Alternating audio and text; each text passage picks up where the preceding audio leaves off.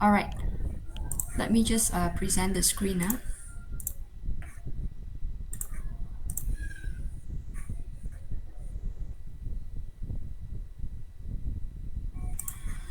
Okay, so we will move on with the intensive revision that I have provided to you. Okay.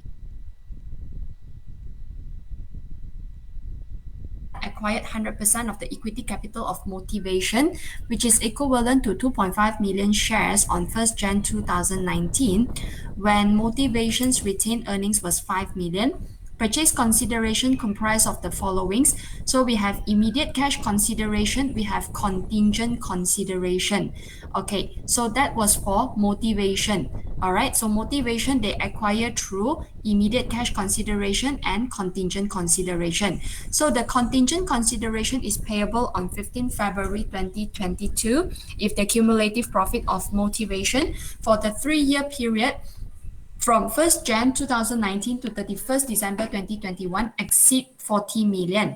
An external valuer has assessed that it is unlikely, so the fair value of contingent consideration is estimated at 1 million at 1st Jan 2019. Okay, so as at 31st December 2020, the valuer opines that there are no changes on the fair value of consideration was 3 million. However, because of these uncertainties that has arises as advised by this external valuer, they believe that they might not be able to achieve 40 million or exceed 40 million. So the fair value of contingent consideration at the date of acquisition was 1 million. Okay, so as at 31st December 2020, the valuer opines that there are no changes. They still stick to this 1 million. That was according to the question. The second one, on 1st Jan 2020, Strength acquired an 80% equity interest in Energy. The retained earnings of Energy stood at 7.5 million at the date of acquisition. The fair value of net assets of Energy at the date of acquisition was 9 million. Okay, the difference is due to an increase in fair value on the non-depreciable land. So the purchase consideration comprised of the followings. We have immediate cash consideration, we have deferred.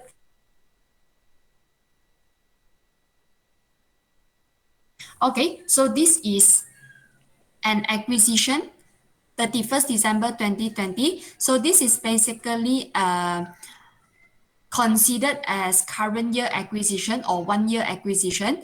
Okay, so on 1st Jan 2020, Strength acquired 80% equity interest in Energy. So we have immediate cash consideration of 7 million, deferred consideration of 2 million, and it will be payable next year. Okay, so according to the question, it was on 1st Jan.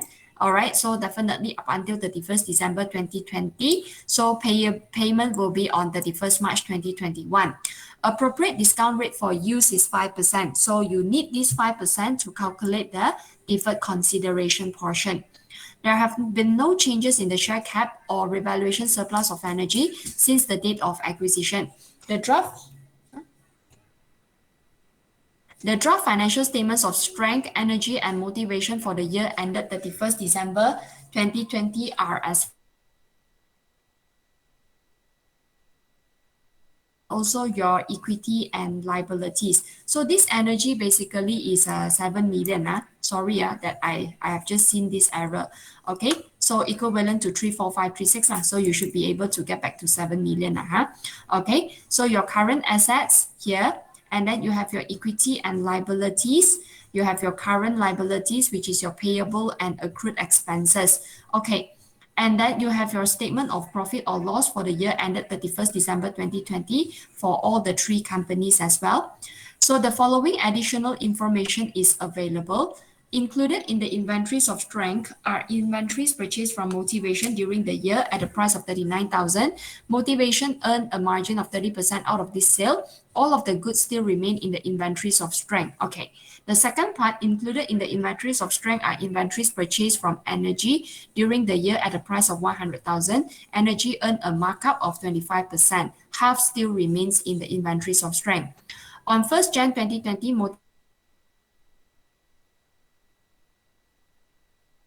taken up depreciation of 10% amounting to 55,000 on the machine. The next one is there is no impairment of goodwill, and they will have to measure NCI at fair value. So these are the share prices of energy and motivation. The last one, on 1st April 2020, Motivation entered into a 2-year contract with a customer. According to the contract, the total contract value is 20 million. Revenue will be charged to customer upon completion of work by stages. The company has decided to recognize revenue based on proportionate of cost method. The details of work done as at 31st December 2020 were, so you have your cost incurred to date, you have your budgeted costs for this project, you have your amount invoiced, payments received. So the accountant has captured costs incurred to date of 800,000 in cost of goods and recognized 800,000 being amount invoiced as revenue. So now you have to prepare consolidated statement of financial position and statement of profit or loss for the year ended for group 3. So I have decided to take Xiang Yuan's answer, okay, because basically his answer is quite close already, but there are some errors here and there, so I will take his answer and I will amend his answer straight, okay. Let me just move it. Okay, so now the first thing first, of course, as usual, I like to prepare my own skeleton also, just like how Xiang Yuan did. Okay, so he has already prepared all of his skeletons, and then he can also confirm that at the end of the day, basically the figure is tally as per the question. Okay, so his figure is tally as per the question. This is 194,566, 16736, and 13368. And this is basically 2071, 1143, and 729. Okay, so your statement of profit or loss, statements of financial position are all up. So now we can calculate the consolidated part already. Okay. First step, okay, we always have our NCI at acquisition. So and we are measuring at fair value according to the question. As you can see from here, okay, it is the group's policy to value NCI at fair value. So we will measure at fair value. They have provided the share prices to you, so you are required to calculate on your own. So we have our percentage of shareholding for motivation. Let's see. Motivation, it was 100%, and strength, energy, it was 80%. So we have 100% and 80%.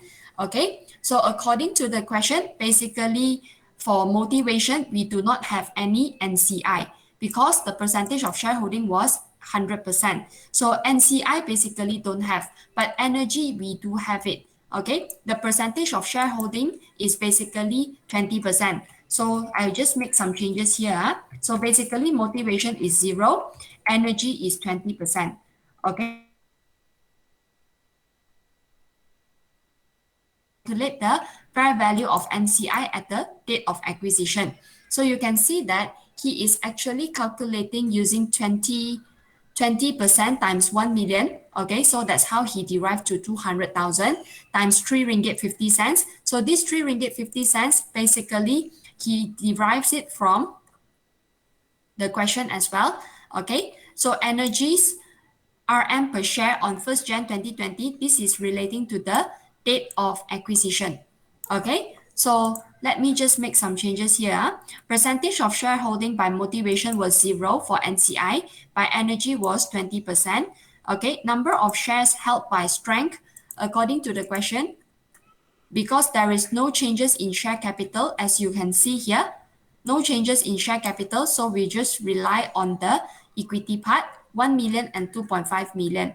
Okay, 2.5 million for motivation, 1 million for energy. So total here actually is equivalent to 1 million.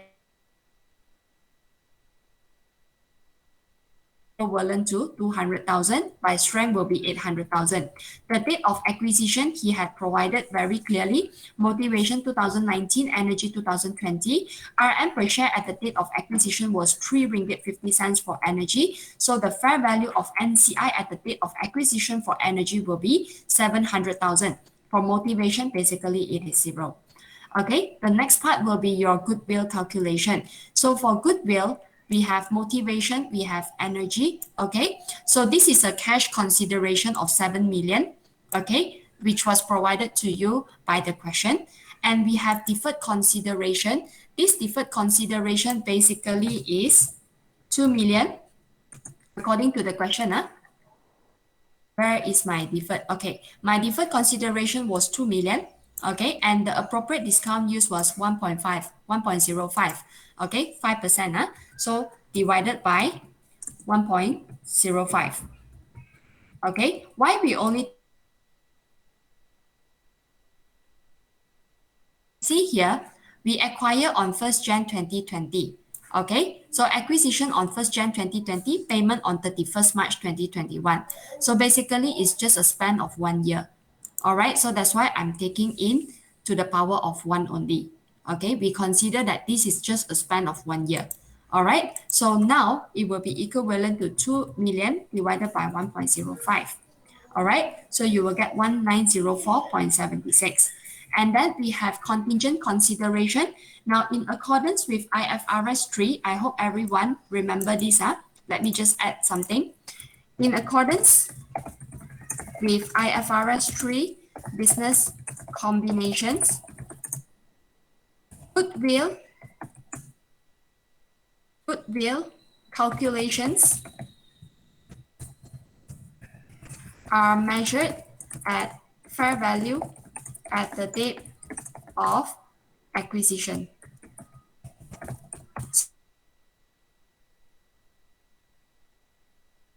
The date of acquisition. So that's why your deferred consideration, we also have to take in the present value. So present value means it's fair value. So we have already fair valued the deferred consideration. So the amount of 2 million ringgit, I know I will be receiving this 2 million, but the price of this 2 million ringgit, okay, when I receive on 31st March 2021, it will be only worth 1904.76.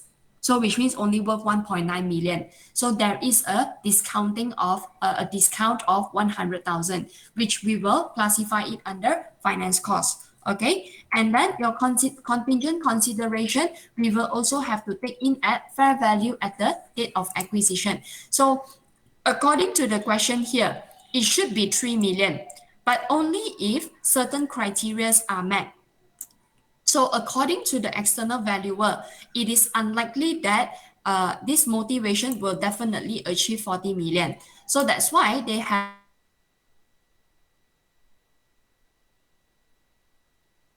So we will have to take in 1 million, okay, rather than taking in 3 million. All right, so now I have taken in 1 million here. So my NCI at acquisition, according to my step 1, which is 700,000, for motivation basically is 0. Okay, less fair value of net assets of the subsidiary. So for motivation, it's 2.5.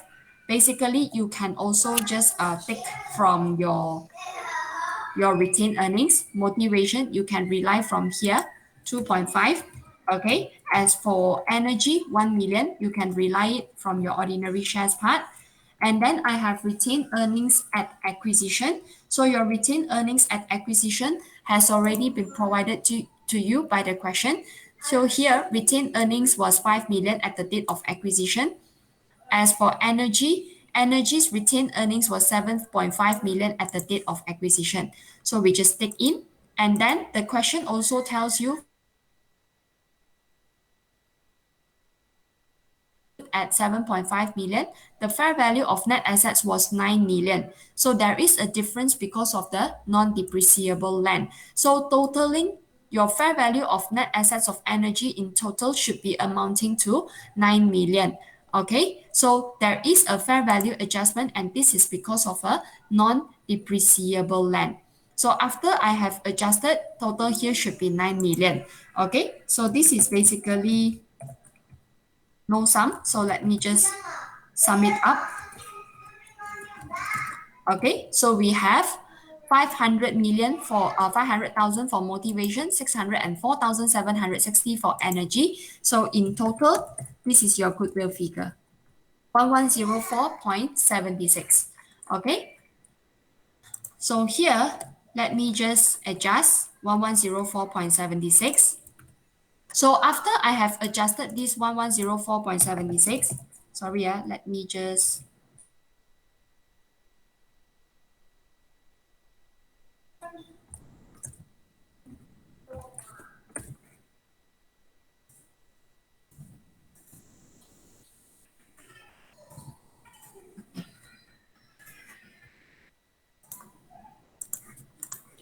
All right. So this 1104.76, after you have completed, always remember the next step is to minus off all the investment in subsidiaries. So we have to zero-rise these two parts. Okay, always remember to do that. We zero-rise these two parts. And according to the question, they have this fair value adjustment, right?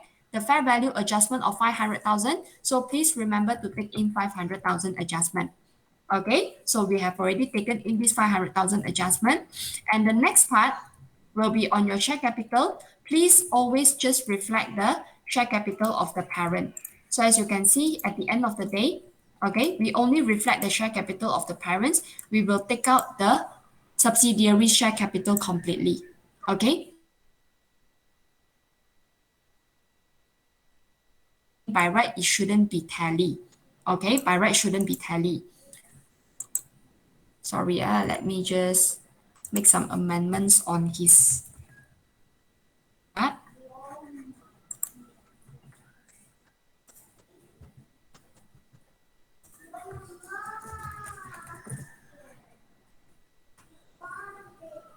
Oh, okay, I know now.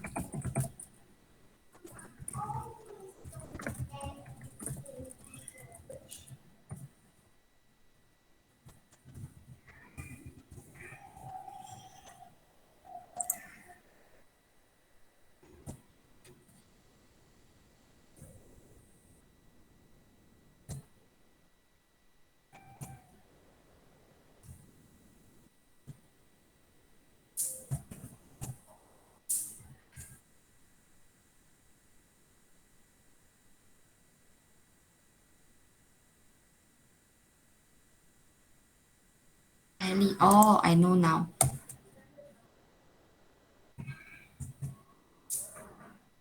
Okay.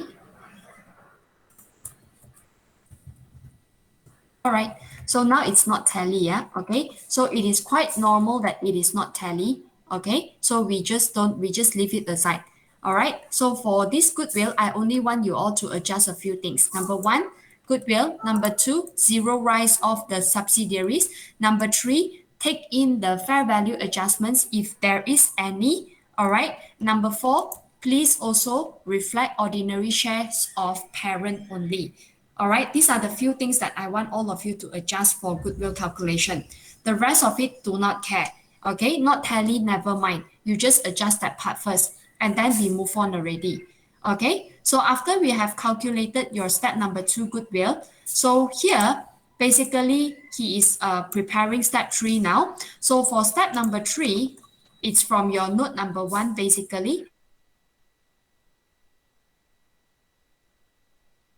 Okay, in motivation, sold goods to strength. So motivation basically is a subsidy. Okay, selling goods to parent. Okay, so the unrealized profit part basically will be earned by the subsidiary by motivation. And according to the question, this is a margin. So margin, that's why it will be 30 divided by 100. So 39,000 times 30 divided by 100, how much you get? Basically, answer is times 30 divided by 100, you will get 11,700 ringgit. They mentioned all the goods still remain, so you have to adjust everything. So this is 11,700 ringgit. So according to him, debit group retained earnings and credit console inventories. So the first thing that I want all of you to do for this part, okay, you know that this is basically inventories that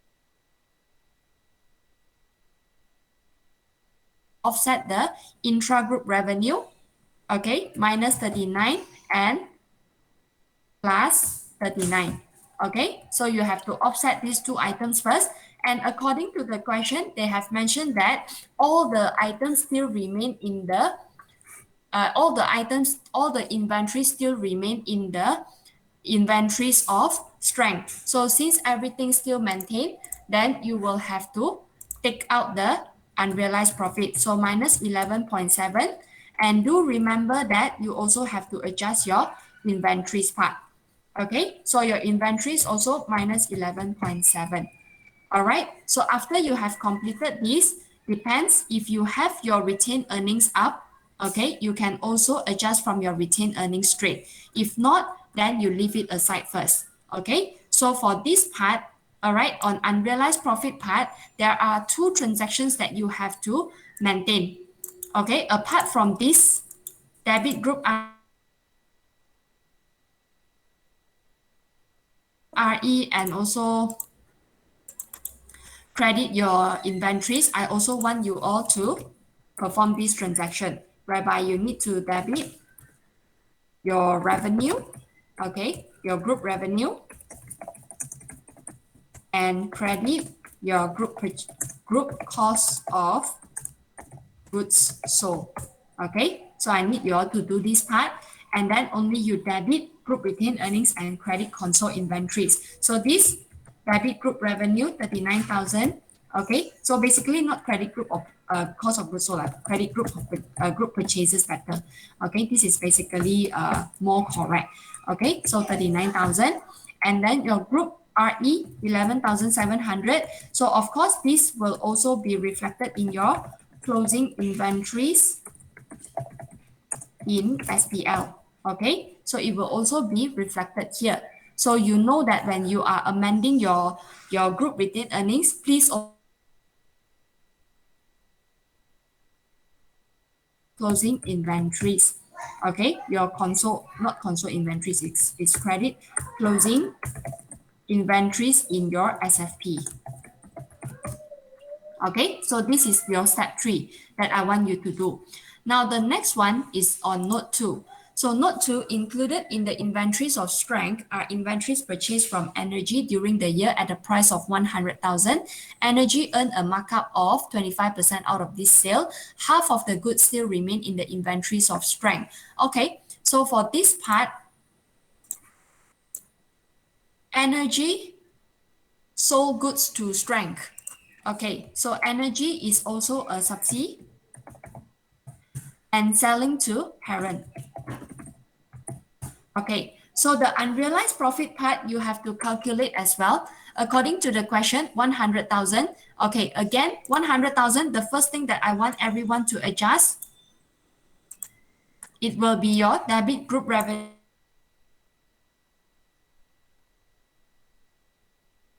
So let's adjust this part first, during the year.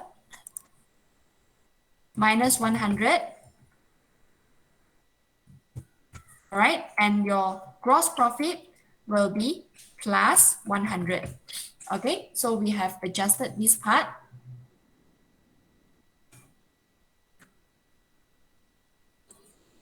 All right, we have already adjusted this part.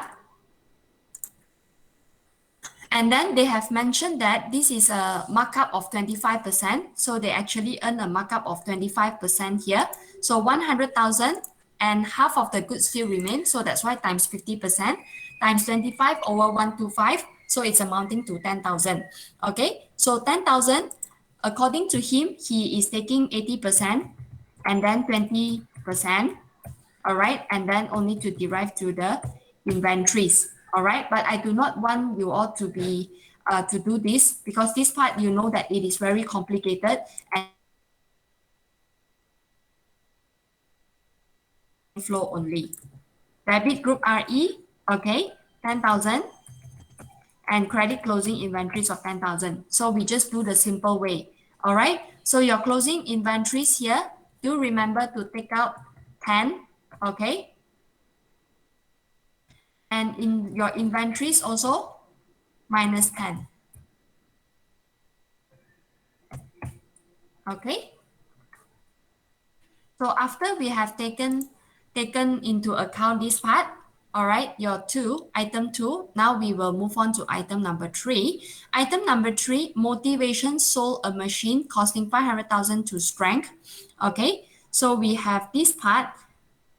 Note 3, elimination will be performed to return the original carrying amount of non-current assets and depreciate following all depreciation. So motivation is a subsidiary. Okay, selling machine to strength parent at.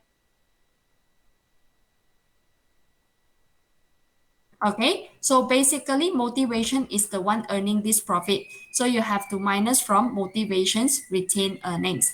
Okay, so this 50,000 basically will reflect in your cost of sales. Okay, you have to minus off 50,000. All right, and then under your non-current assets, not forgetting, all right, because this is also part of your profit on disposal. So your profit on disposal, you also have to minus 50 to reduce the property, plant, and equipment figure. Okay, so after that, you have your excess depreciation now. So according to the question, they have taken up 10% depreciation from 550,000. So now we have to take out the excess depreciation, which is based on the profit on disposal of 10%. All right, so this will be taken up from strengths book, reducing strengths profit. Okay, so because it reduced the strength profit, not reducing strength profit. Okay, taken up from strengths book,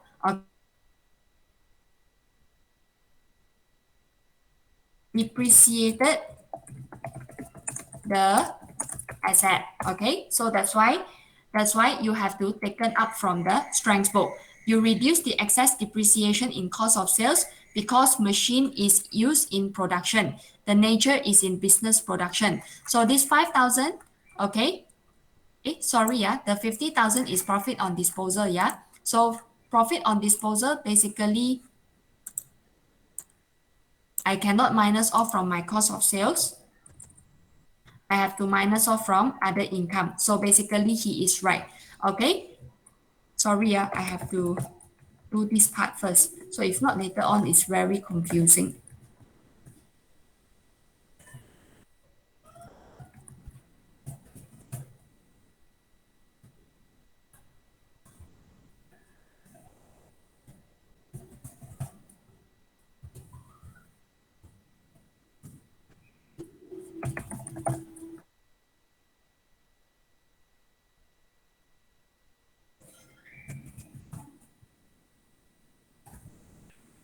All right.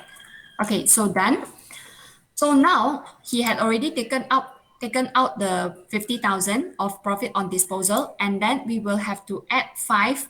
All right, add five because this is a 5,000 on excess depreciation, whereby you will also have to adjust on this part.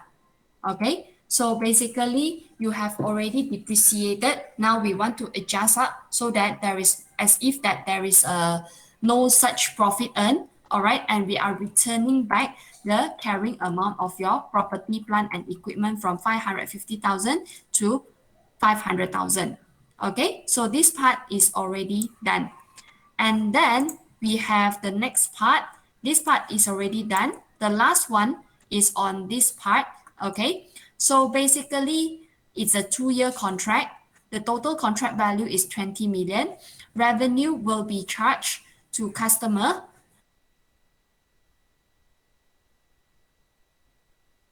to recognize revenue based on proportionate of cost method. The details of work done as at 31st December 2020 were, so your cost incurred to date will be 800,000. Budgeted cost for this project, 15 million. Amount invoice, 800,000. Payments received, 800,000. And the accountant has captured cost incurred to date of RM 800,000 in cost of goods sold and recognize 800,000 being amount as invoice as revenue. So you know that basically it is wrong. So your percentage of completion here, 800,000 divided by 15. Okay, so your cost incurred to date was 800,000. So your budgeted cost for this project was 15 million. Okay, so answer is correct.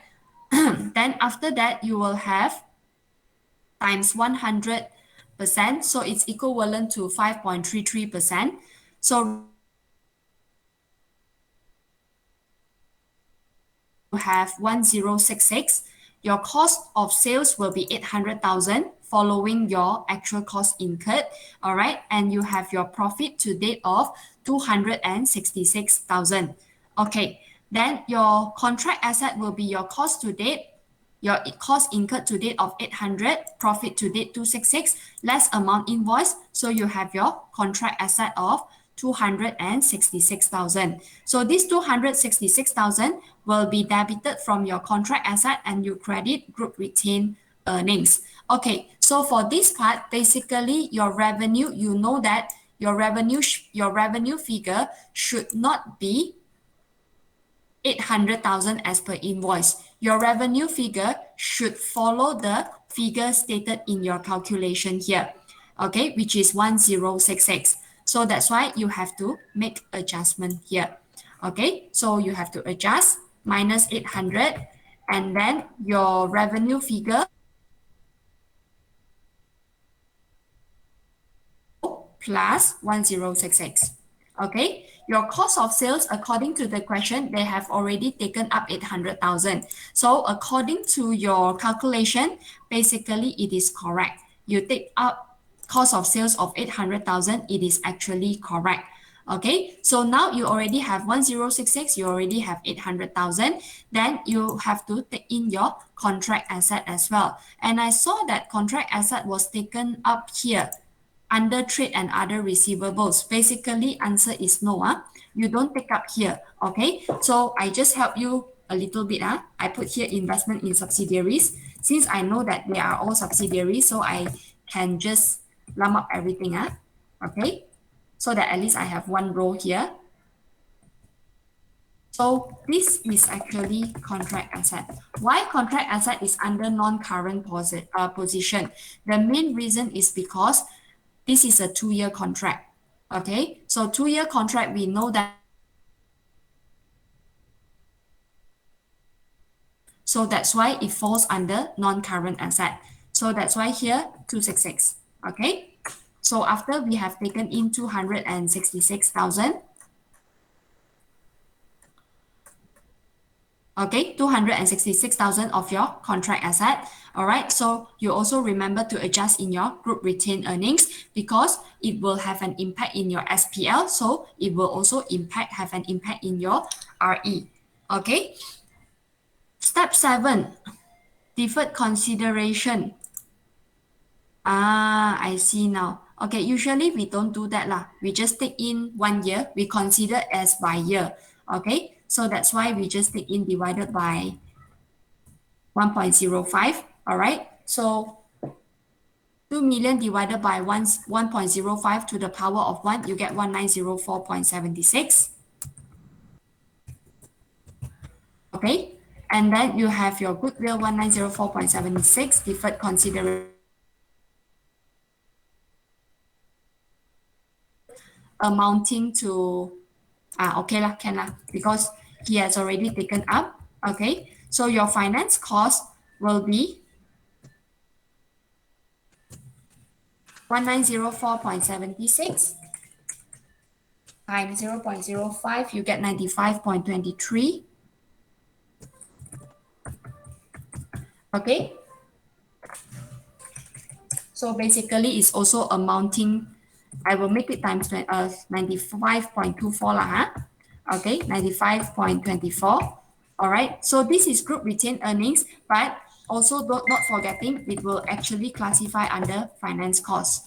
All right, so this is a finance cost, yeah, a discounted value. All right, we consider as a discounted value. So your deferred consideration, you will still receive in totality 2 million according to the question.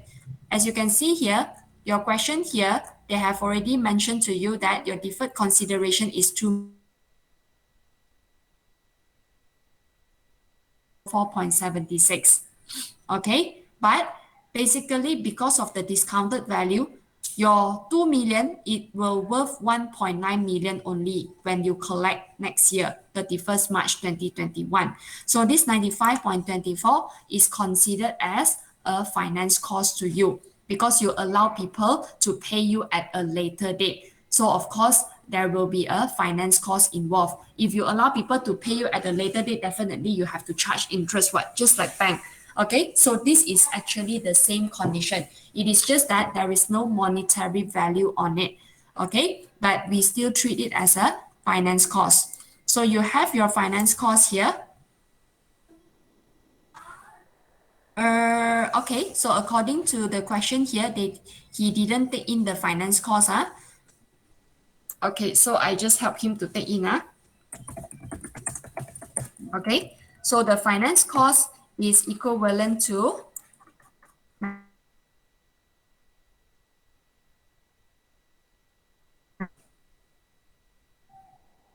minus 95.24. All right. Okay, so we have already taken in this 95.24.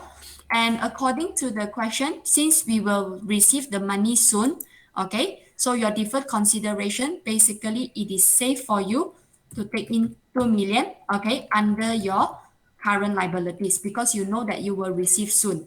Okay, but for contingent consideration, I cannot agree that it should be under current liabilities. Okay, because you will only receive the payment later. Okay, so it should be under non-current liabilities. Okay, and then this is a provision for contingent consideration. Okay, so according to the question, it should be 1 million only.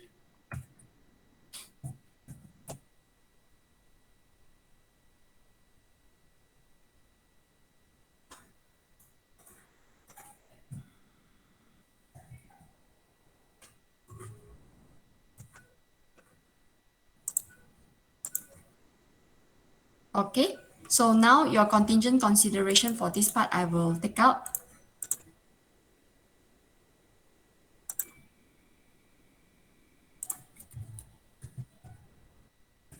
Okay, so now we have already taken up almost everything, I believe. Now we need to adjust on your group retained earnings part. Okay, so group retained earnings part, usually, basically, it is based on the question. It is always based on the question, all right, as per SOFP. So you can just rely on the figures straight from your group retained earnings. Basically, you will be able to get back to the answers here, your retained earnings. Okay, and then we have pre-acquisition retained earnings. And this pre-acquisition retained earnings, you can straight away rely from your goodwill part.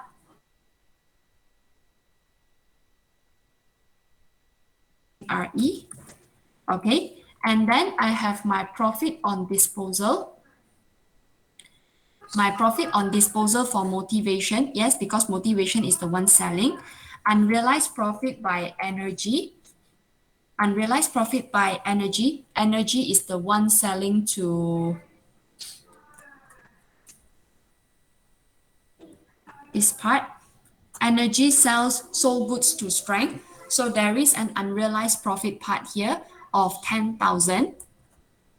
Okay, so we have taken in.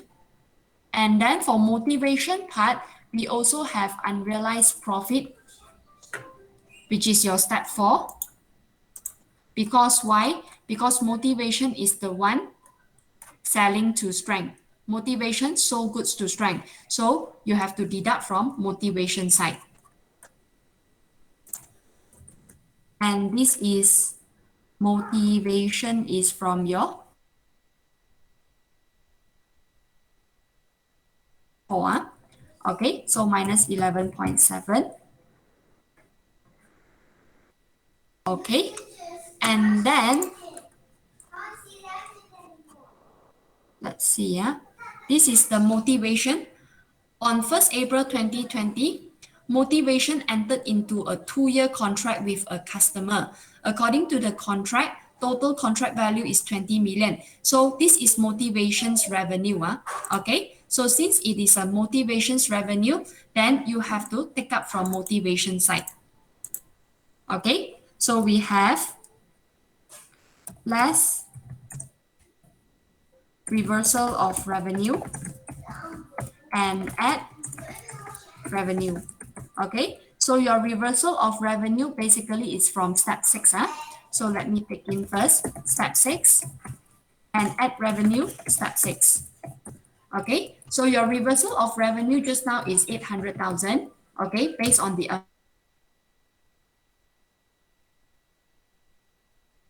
so definitely you know that your unrealized profit omitted revenue, this part is wrong. Okay, so you have to take out. All right. And now you basically can calculate everything already. So equals to sum. Okay.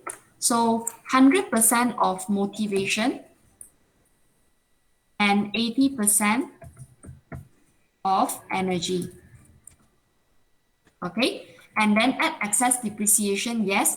Less finance cost. Basically, your finance cost. This is your finance cost, 95.24. Okay, so you have your retained earnings 40314.06.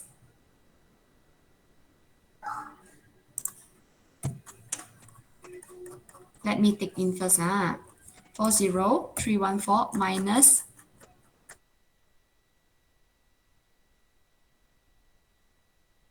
my retained earnings. Okay, so you have 40314.06.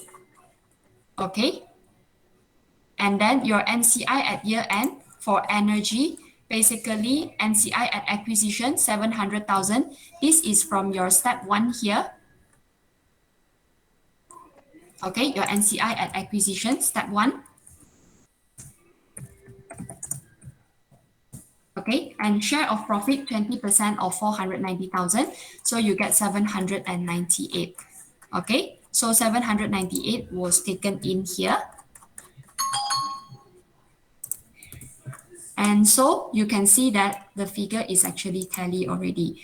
212474.06. Okay, so this figure is actually tally. And then the last thing that you have to do here, your net profit distributable to owners and NCI. So he also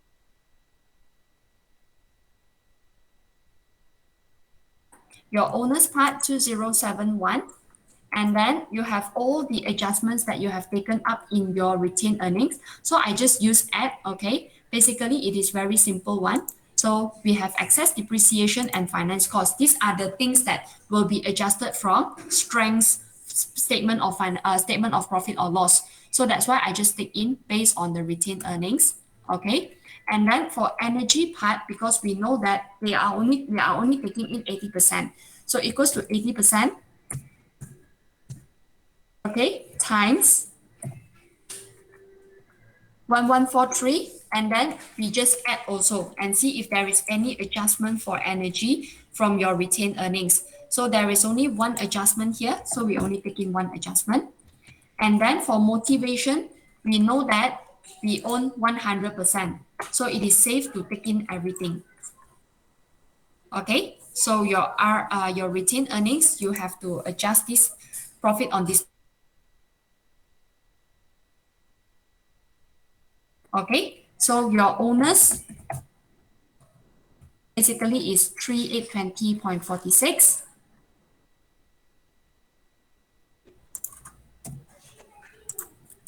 Okay, so your NCI part, basically we take in 1143 minus, this is for energy.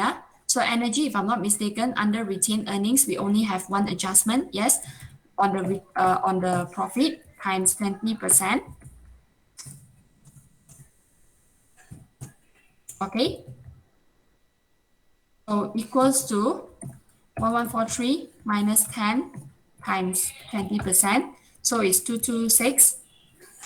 So this is a 4047. So this part minus this one. Oh, sorry. 4047.06.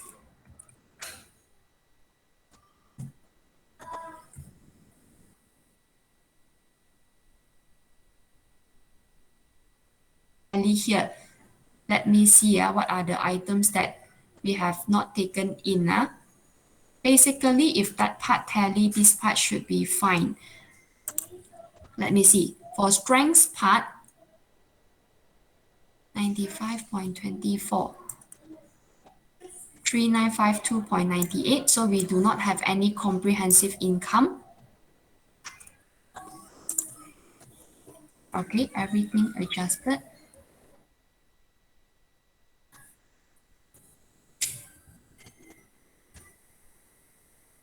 Okay, so basically we have 800 and 1066. And then we have 11.7, 10, and 5. We have 50, 94.08. Oh, okay. So this is the expenses part that has already been double taken up. Okay, basically 7.06. Okay, so you can see here your reconciliation. Okay, to net profit distributable to owners. Okay, so basically it's a 3820.46. So it's actually tally here. Okay, 3820.46, 3820.46. So we know that the net profit distributable to this part is actually correct already. Your NCI is 1143 minus 10 times 20%. Okay, so it's equivalent to 4047.06. So answer is actually correct. All right, so this is on your question number 1. Okay, that's how you identify all the errors one by one. So basically, Xiang Yuan's answer is quite okay, except that there are a few errors here and there. Okay, on the classification part, always remember, okay, if this is a 2 years contract or classify it under non-current. So if it's within 12 months, then it is good that you classify it under current. Okay, so that's the first error that I identify. And the next part is on your deferred consideration. Okay, for deferred consideration, you will definitely receive the exact amount according to the question. If the question tells you is 2 million, you will definitely receive 2 million. Okay, so it will not be 1.904. No, you will still receive 2 million. It's just that the 90 over 1000, right? It will be classified under finance cost. Okay, so we can say that even though I received 2 million, but in the future, my 2 million is only worth 1.9 million, something like that. It is just an adjustment to reflect a fair value figure of how much you will be receiving only.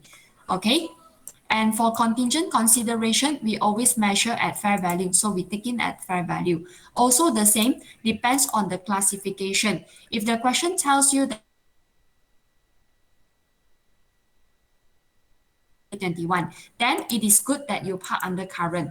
But if they tell you you will only receive in a few years later, so according to the question, it's like more than 12 months definitely. So you have to park under non-current liabilities.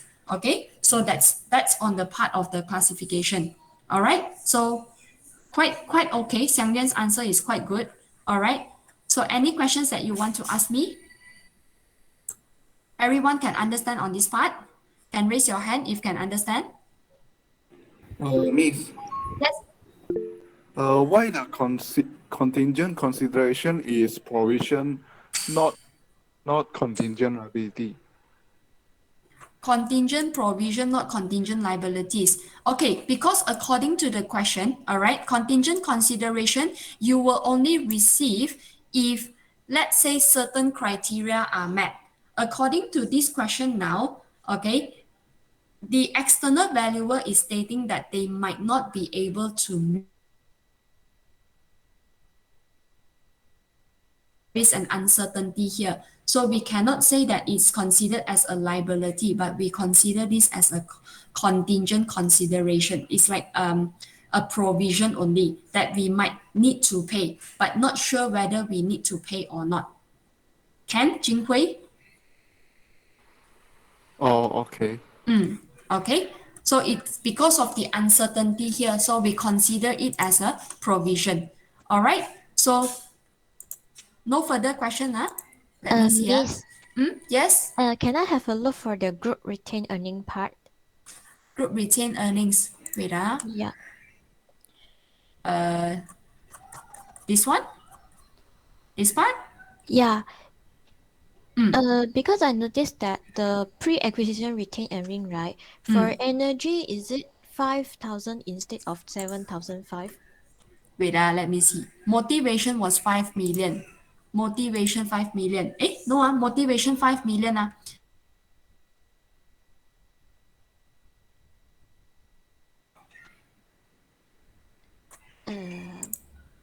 This is energy.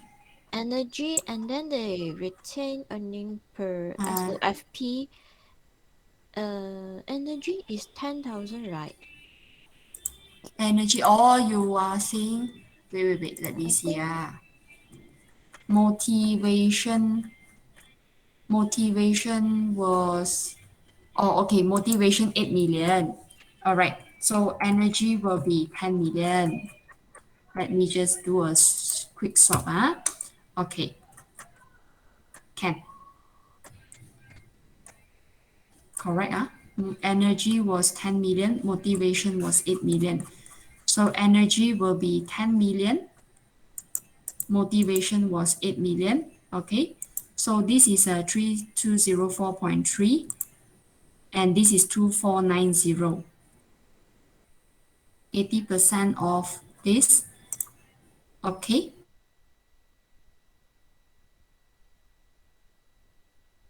2490.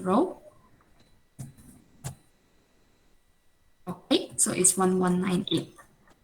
All right. So still tally, yeah? Okay. So your non-controlling interest was 1198. Okay. And then your retained earnings, definitely there will be some amendments. Okay. So 39914. Okay. Thank you for highlighting to me. All right. So as per SOFP, that was the figure. Okay. And then after that, you have your motivation 100%, 3204.3. Energy will be 80%. Okay. Of this 2490.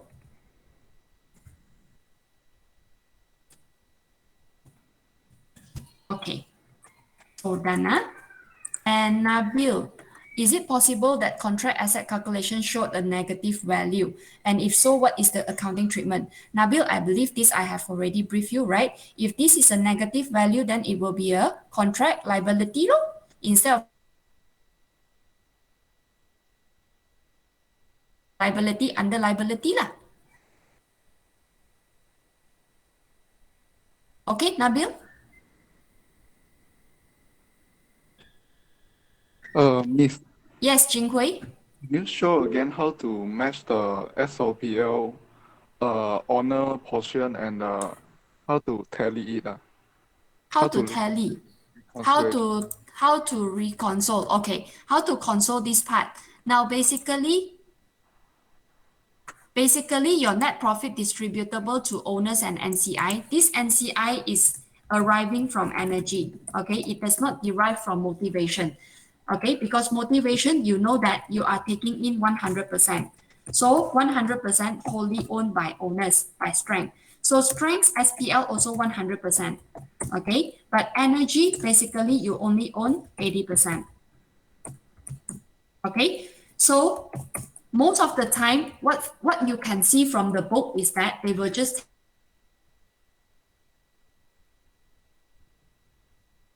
and then the balance of it will belongs to owner.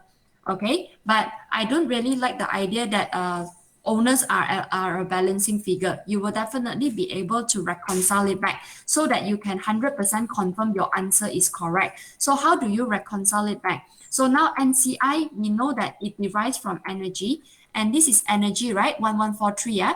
1143, sorry, yeah, for energy, right? Excuse me. Okay, so for energy, basically 1143, if you want to know that you have passed any adjustment in your profit for energy, motivation, or strength, you can always refer to your group retained earnings. Okay, I want everyone to remember one thing. Any adjustments that you have passed through your SPL, no matter it's related to income tax or what, as long as you pass through SPL, you must adjust in your group retained earnings. Okay? So later on, when you calculate your net NCI, you will take in the adjustment based on what you have stated in your group retained earnings. Okay, so currently for energy, we only have one adjustment, which is your unrealized profit of negative 10,000 from your step 4. So that's why we will take in 1143, which is your current profit. Okay, this is before adjustment. Now we need to make an adjustment here. Sorry, yeah, I have to take.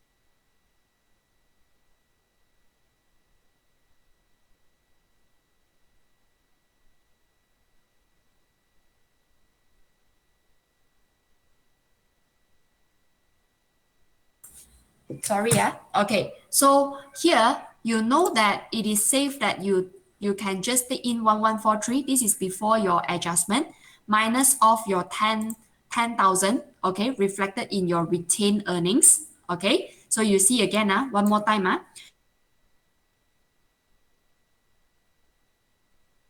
basically reflect only one figure here. Okay, of course, pre-acquisition is nothing related.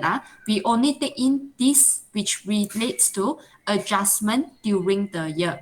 Okay, these are all adjustment during the year.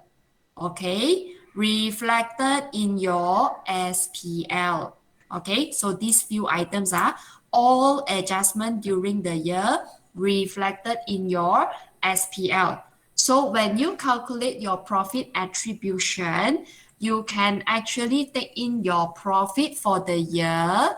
Okay, profit for the year. This is your profit for the year before adjustment, and then you just need to identify any adjustment from your group retained earnings. So if this is a plus, SPL also plus. If this is a minus, SPL also minus. Anything. Okay, RE plus, SPL plus, RE minus, SPL also minus. So now here you have a negative 10. Okay, so here I also minus 10. And then times 20%, I know that energy, okay, attributed to NCI will be 226.6. So for owners, it will be so-called balancing lah. Okay, 4047.06 minus 226.6, you will get 3820.46. But how do I get this figure? I can always reconcile it back. How do I reconcile it back? So for strength, I know that it is solely 100%. Okay, it is 100%. So I have 2071. This is relating to my profit before adjustment. Then still, I go back to my retained earnings and see if I have any adjustment passed under strength. So strength, I have two adjustment here. I have to add in 5 for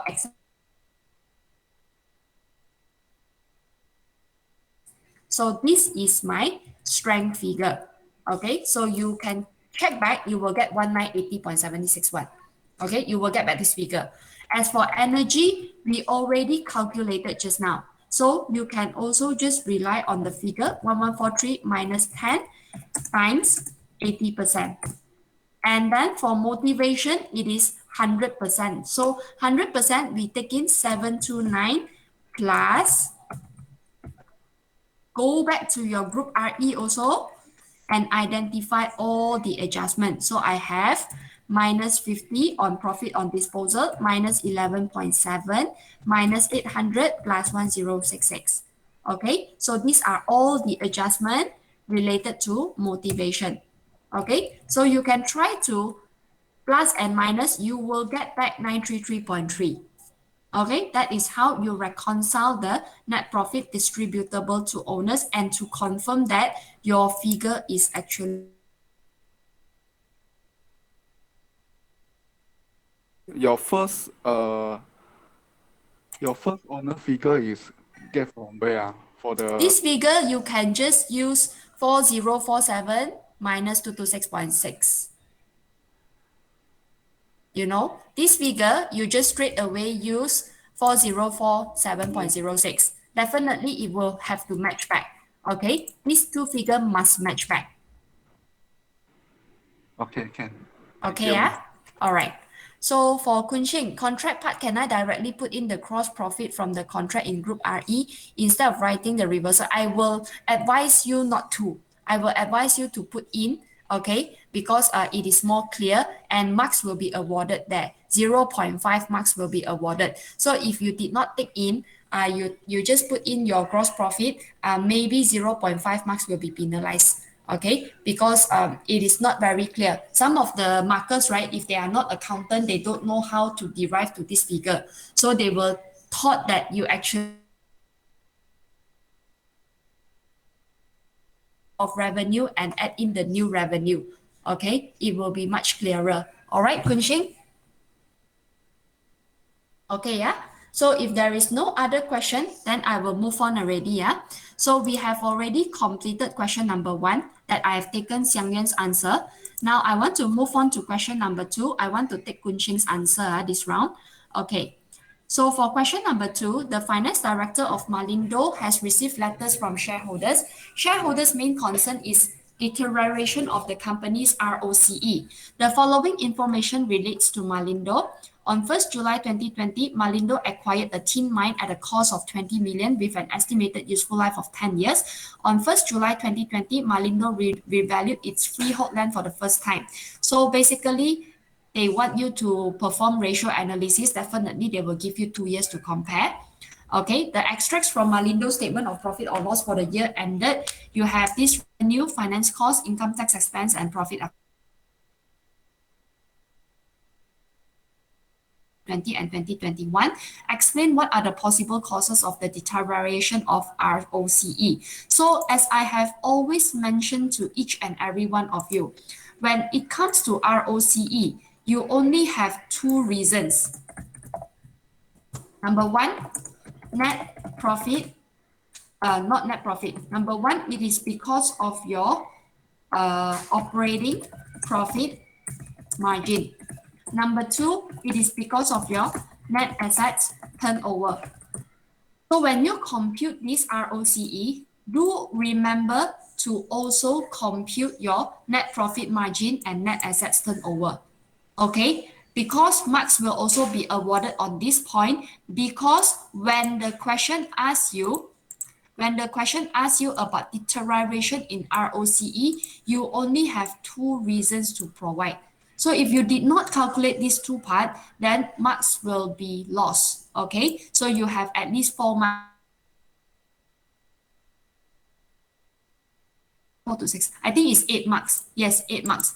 Here you have about 4 marks. Here you have about 4 marks. So 8 marks basically gone. All right. If you only calculate this part, so basically marks will be awarded on this part only. All right. And no marks will be awarded to you on this part. Unless from the answers here, I can see that you have calculated, then yes, I will award you the marks. If I did not see any calculation, then very sorry, 8 marks will be lost. Okay, so you always remember when it comes to deterioration in ROCE, you need to calculate these two parts. That's why when I provide my questions to you on ratio analysis, I always ask you to calculate operating profit margin, net assets turnover as well when I ask you to calculate ROCE. Okay, because you need these two margin in order to revalue and assess why ROCE increased or why is there a drop in ROCE. So according to his answer, the first possible cause is okay. Yes, this is correct. As Malindo is revaluing their freehold land for the first time, such an increase means that there is an increase in capital employed. So your ROCE will be lower. This is actually correct. Okay, so when you calculate ratio, as I have mentioned a lot of times, all right, you always have to pay attention to all the details that you have. Like this revaluation surplus, in the past we do not have it. And in year 2021, we out of sudden we have it. So for this part, basically it's like a first time first time transaction that we have. So it will definitely cause a difference in your ratio analysis because this is not consistent anymore. Okay, so this is one of the possible reason why is there an increase or decrease in ROCE. The next one, significant increase in 6% loan note by 40%. So as you can see here, all right, from 5 million to 7 million. So it's considered as as well in your liability. So of course your net assets turnover will drop. And according to them, the additional loan borrowed may be used to fund the acquisition of tin mine or used to fund the operation. Further investigation are required. So he is very intelligent to tell you that, okay, because according to the question, they didn't mention about this. Okay, they only tell you that they acquired tin mine at the cost of 20 million. But whether they increase the loan because of this or not, we are not very sure. So we need to have more information in order to analyze further. So this is something that is very smart. Okay, so you don't straight away tell people it must be like that. Okay, unless you have sufficient information gathered to conclude that your analysis is correct, or else please remember to put in required further information. Okay, other than that, now he is starting to calculate the operating profit margin. So that's why we want to compare. In year 2020 is 10.75%. In year 2020,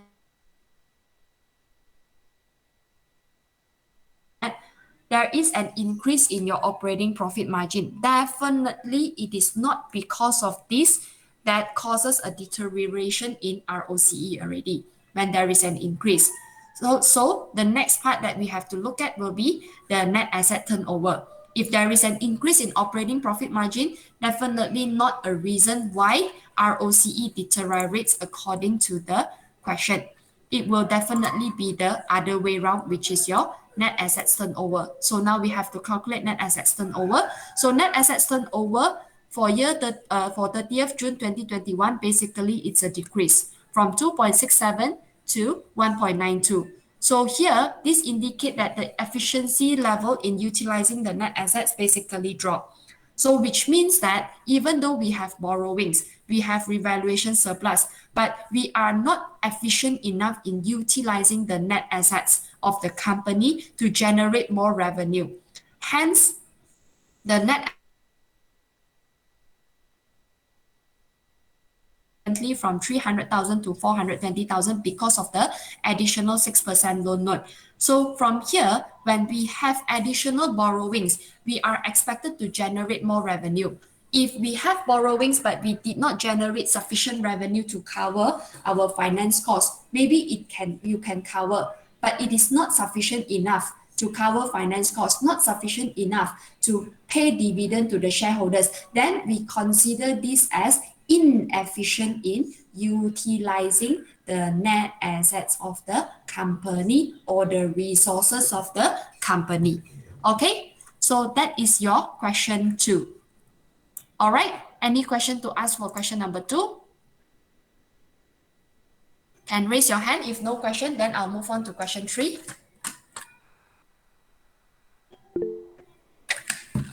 Okay, thank you.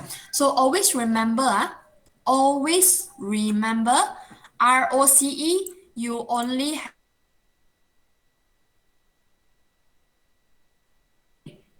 okay, operating profit margin, net assets turnover. So when the question asks you about ROCE, always remember to calculate these two ratio as well. Then only you can really comment on ROCE. If not, you cannot comment. So you need 3 ratios altogether in order for you to comment on the ROCE part. Remember that. Okay, so now we move on to question number 3. Question number 3, I have decided to use Jing Hui's answer.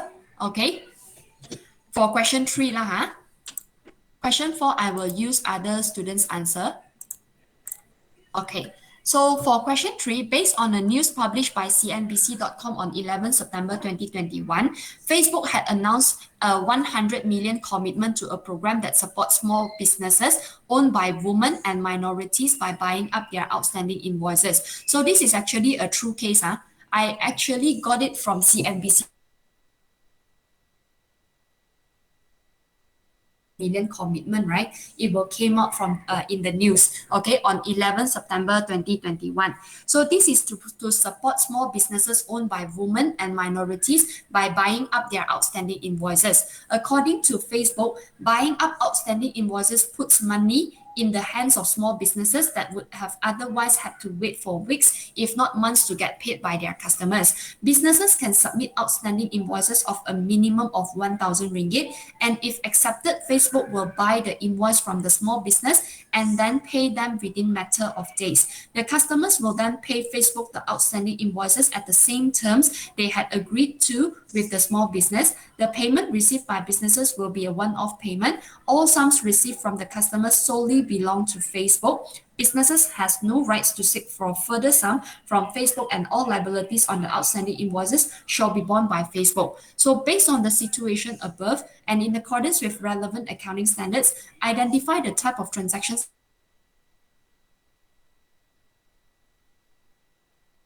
explain the benefits that Facebook is offering to businesses compared to obtaining a loan from the bankers via debt factoring with recourse. So basically, answers already provided to you. Okay, when I ask you to compare debt factoring with recourse, which means this is the other way around. This is debt factoring without recourse. So now you have to identify the type of transactions that Facebook is dealing with business. So Jinghui's answer, in order to determine the type of factoring agreement, so you need to know whether the control has already been passed on, or is this a form of loan. So in this case, Facebook had announced 100 million commitment to a program that supports small businesses owned by women and minorities by buying up their outstanding invoices. The payment received by business will be one-off payment. All sums received from customers solely belong to Facebook. Businesses has no rights to seek for further sum from Facebook. All liabilities on the outstanding invoices shall be borne by Facebook. This indicates that control of on the security of the receivable balances. Facebook will bear all the risks and rewards on the invoices. And I would like to add on one more thing. Hence, this is a debt factoring without recourse. Okay, so I just add on. Okay, so hence, this is a debt factoring without recourse. So now you have to explain the accounting treatments from business perspective. So in business perspective, they have to de-recognize the amount of invoice that they sold to Facebook under current assets. So this is actually the receivables part. So let me just add on, okay. The amount of invoice, which means the trade receivables, okay, that they sold to Facebook, the money received should be recorded under cash and cash equivalent as a full settlement.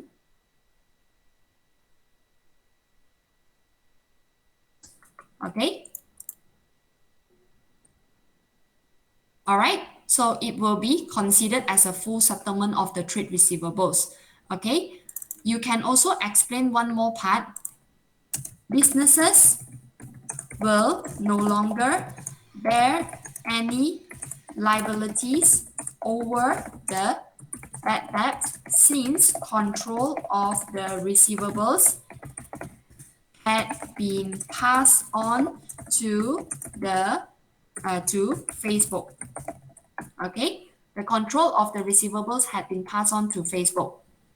Okay, so in the business perspective, you have to de-recognize the amount of invoice, the trade receivables that they sold to Facebook under current asset, and the money received should be recorded under cash and cash equivalent as a full settlement of the trade receivables. Businesses will no longer bear any liabilities over the bad debts since control of the receivables had been passed on to Facebook.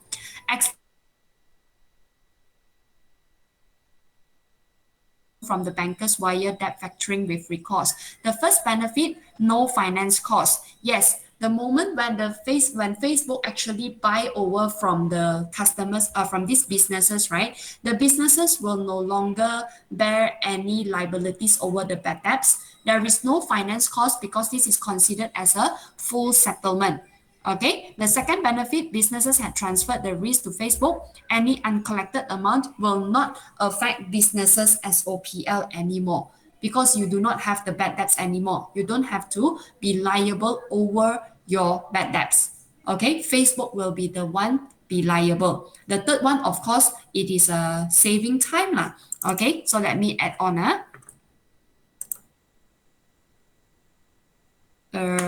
Okay, let me just, I put in point form. Number one, the first benefit basically, no finance cost incurred since this is not a loan.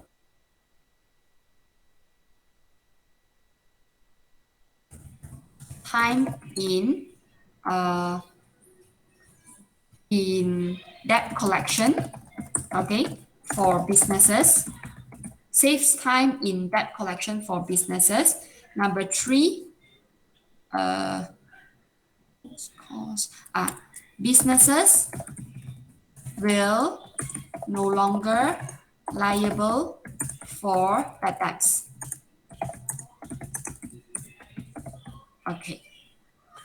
So basically, this is the three things that you need to know. Number one, no finance cost incurred since this is not a loan. Number two, saves time in debt collection for businesses. Number three, businesses will no longer liable for bad debts. So there won't be any impact on SOPL. Okay, so this is on your question number three. As for question number four,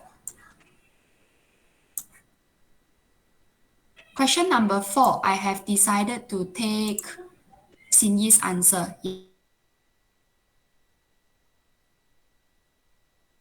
That a PLC in Malaysia, financial statements are prepared in accordance with IFRS. Your CEO, who is not an accountant, has recently raised a question as per below.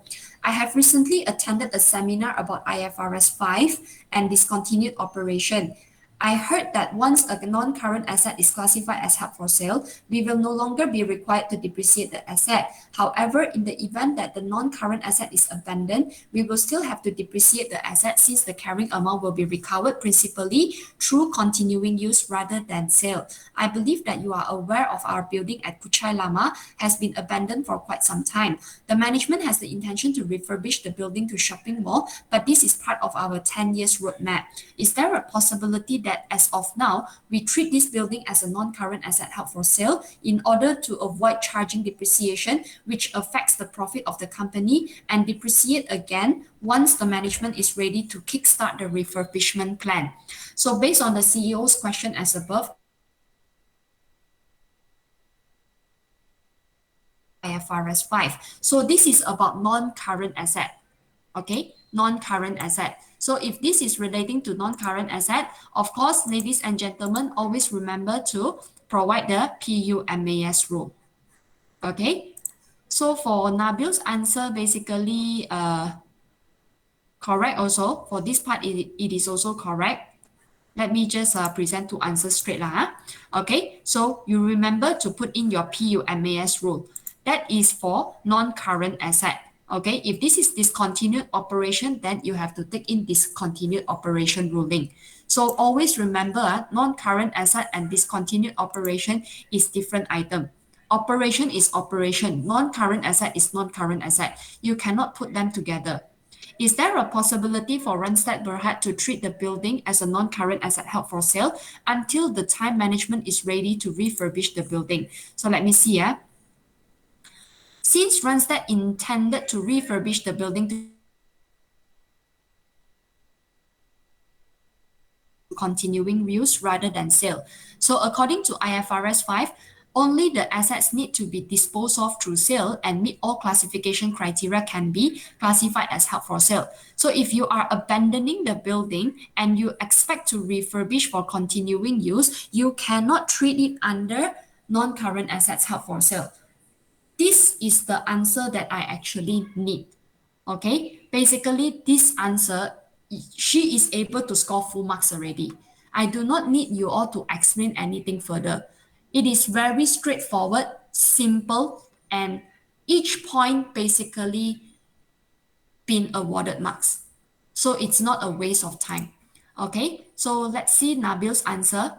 the abandoned building cannot be classified as non-current assets held for sale because its carrying amount will be recovered principally through continuing use. But you are mentioning that disposal group that is abandoned may meet the definition of discontinued operation. Now, discontinued operation, as I have does not want to depreciate the abandoned building, they can do so, But it is actually wrong. I just want to highlight to Nabil, it is actually wrong. If there is an evidence that you still want to use your non-current assets, you cannot tell people that you continue lah, you can stop to depreciate now. And then we just hide from the auditors that, okay, so we will not depreciate for now, we will depreciate in the future. We cannot do that.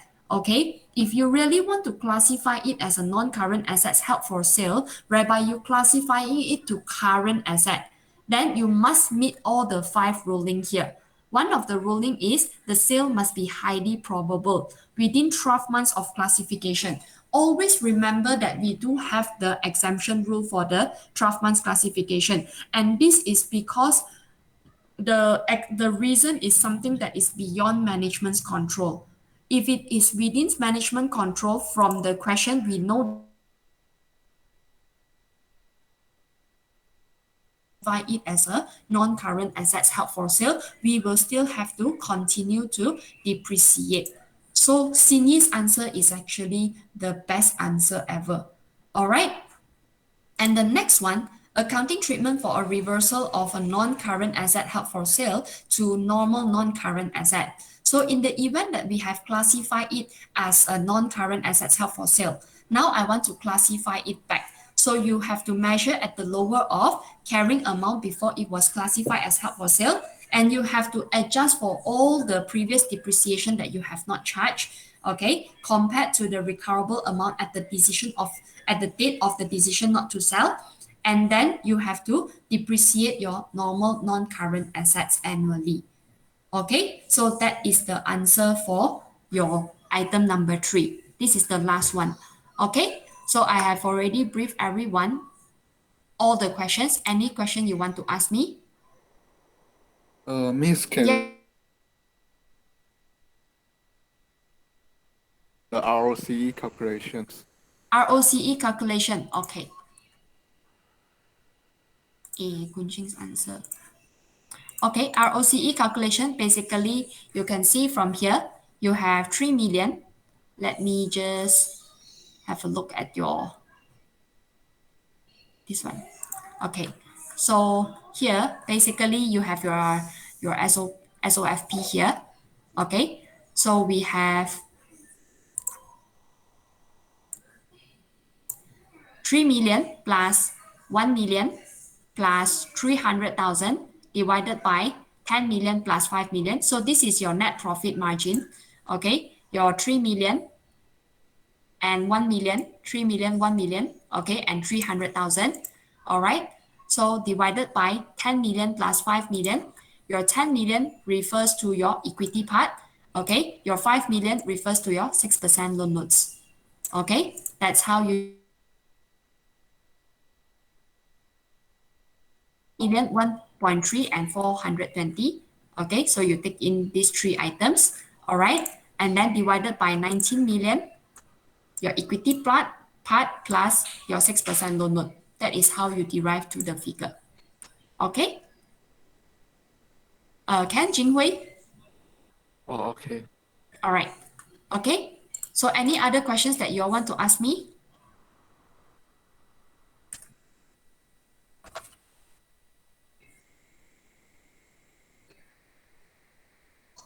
Can raise your hand for no question. Can I email one of my past answer to you? Console SOPL did not balance. Okay, Ken, Kunching, you can email to me, then I will help you check.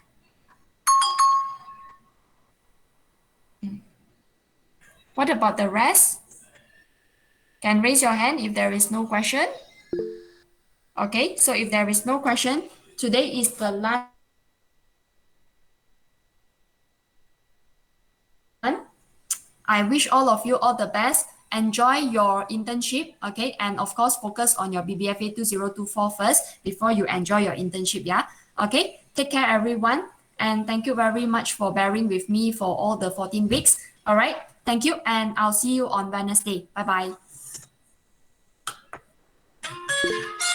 Thank you. Bye bye. Thank you. Bye bye. Thank you. Bye bye. Thank you.